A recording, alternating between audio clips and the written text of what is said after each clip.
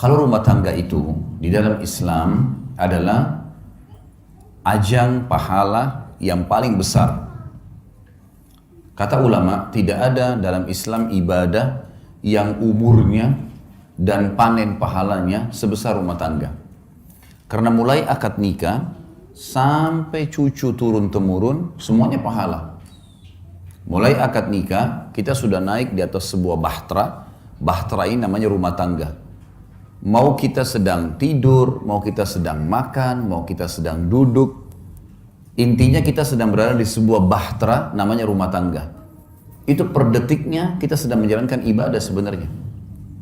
Karena rumah tangga sendiri itu ibadah, perintah dalam agama. Dan saya akan masuk ke kiat yang pertama, mempertahankan rumah tangga adalah rumah tanggamu adalah ibadahmu. Maka ikhlaskan niatmu karena Allah. Itu yang paling pertama memang. Teman-teman sekalian, ikhlaskan niat. Menikah itu jangan karena disuruh oleh orang tua. Jangan menikah karena terdesak. Jangan menikah hanya karena suka. Jangan menikah karena semua teman-teman sudah menikah, tinggal kita sendirian. Semua ini teman-teman harus dibuang jauh-jauh. Kalau Anda di sini yang hadir sudah menikah dan dulu salah satu penyebab nikahnya karena 4 hal atau 5 hal tadi yang saya sebutkan itu, maka detik ini diubah niatnya.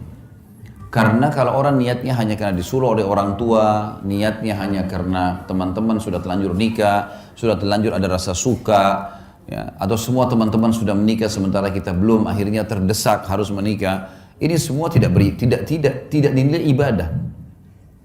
Memang harus diniatkan, saya menikah karena perintah Allah dan Rasulnya. Sebagaimana kalau saya sholat karena perintah Allah dan Rasulnya.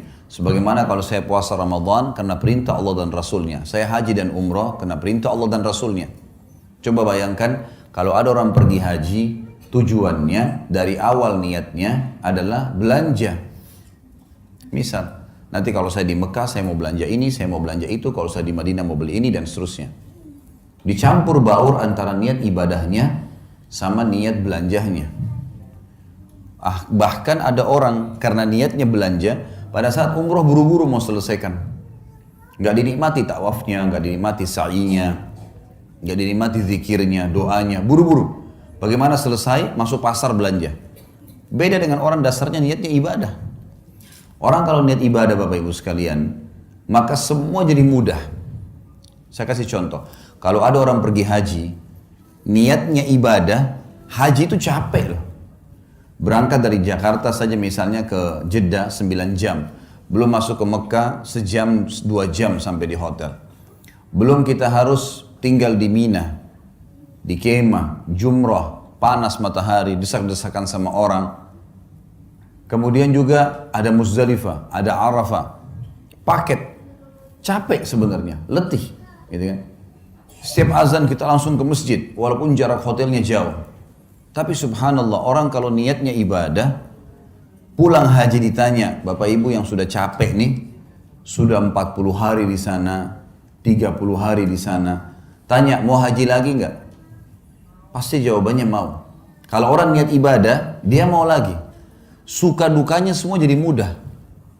Yang panasnya, yang makanannya kehabisan, yang hotelnya jauh, terlupakan semua. Yang antri panjang di imigrasi, dilupain semuanya. Karena niat ibadah itu berbeda. Orang kalau bangun sholat malam, dia niat memang ibadah karena mau berkomunikasi dengan Allah, mau beribadah kepada Allah, lain. Dengan orang yang hanya kebetulan pasangannya bangunin, supaya dia bangun sama-sama.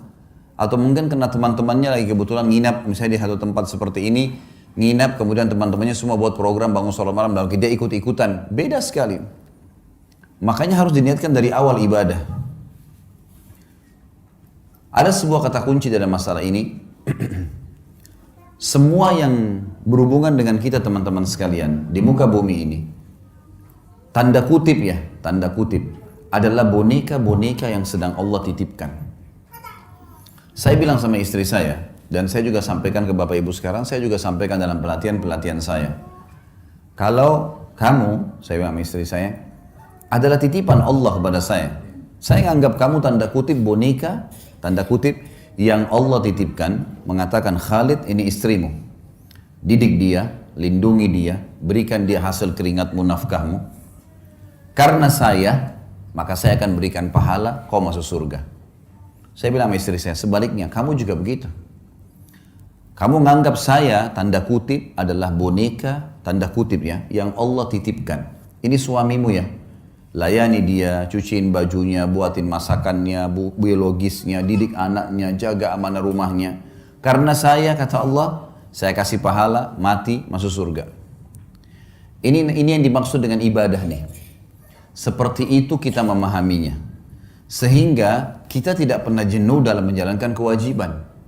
Coba bayangkan Bapak Ibu sekalian, di sini kita mulai dari bapak-bapak misalnya. Istri kita nggak pernah kita kenal sebelumnya.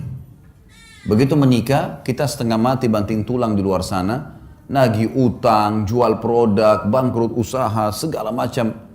Setelah selesai dapat hasil, kita tinggal kasih kepada istri kita. Dia yang makan, dia yang beli baju, dia yang menikmatinya. Kalau bukan karena niat ibadah, bisa saja seorang laki-laki bilang, siapa perempuan ini enak benar. Hasil keringat saya tiba-tiba langsung diambil saja. Satu sisi. Ibu-ibu juga bisa begitu. Begitu akad nikah, mungkin di rumah ayahnya tidak pernah bekerja. Tiba-tiba menikah, laki-laki yang tidak dikenal, cuciin bajunya, siapin sarapannya, layani biologisnya, segala macam. Hamil anaknya dia, spermanya dia. Kalau bukan karena ibadah, orang akan berpikir, siapa laki-laki ini? Gitu. Makanya sering terjadi pertengkaran-pertengkaran dalam rumah tangga kadang-kadang dengan hal-hal yang kecil saja, karena memang dari awal bukan niatnya ibadah. Kalau ibadah pasti akan berbeda. Karena kita tahu suka dukanya akan ada, makin berat sesuatu yang kita jalankan, maka kembali kepada hadis Nabi SAW. Nabi bersabda dalam hadis Bukhari Muslim, Inna idhamal ajri ma idhamal bala. Allah akan memberikan balasan yang besar sesuai dengan kadar beban yang sedang diberikan.